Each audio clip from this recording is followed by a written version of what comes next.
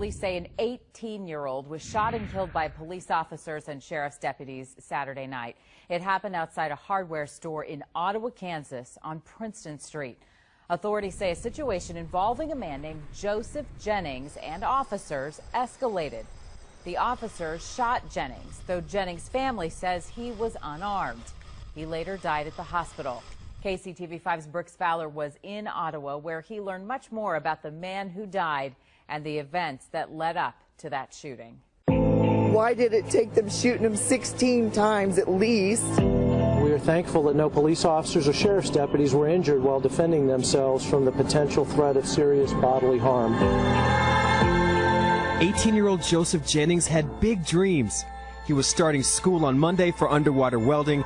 He also loved riding his motorcycle. He was a really good boy. But his life was not perfect. He suffered from depression, seizures, and anxiety. His aunt, Brandy Smith, says his seizures were getting worse in the past month, and with no relief in sight, he had begun feeling suicidal. 2 days before he was shot and killed, he posted this on Facebook.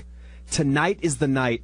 Goodbye, everyone. I love all of my family, and I hope you don't hold this against me." 10 minutes later, according to family members, the 18-year-old swallowed 60 pills trying to take his life. The 2 cops that was involved in the shooting was also there when this took place, when they took him by ambulance to Ransom Memorial Hospital for overdosing. He had survived the overdose, but only 3 hours after leaving the hospital, he walked to Orshlands. It was a suicide mission. When Smith saw what was happening, she ran from her home to try to intervene. And I told him, that's Joseph Jennings. He's suicidal. He's upset. Don't shoot him. Her husband also tried to help. Because my husband was going to tackle him to the ground, was in arm's reach, and they told him to get back or they was going to shoot him. Smith says her husband backed off. Me and him could have definitely got the situation under control if they would have just stood down. And police attention turned back to Jennings. The cop yelled out, "Bag him," and then 3 shots were fired with the bags, and then I don't know how many shots were fired. I know they shot him in the back of the leg and in the back of the shoulder. According to family, he was unarmed at the time of the shooting. Was he armed, and why the need to shoot him? What danger did he pose? Well, that goes into the specifics of what is being investigated by the KBI.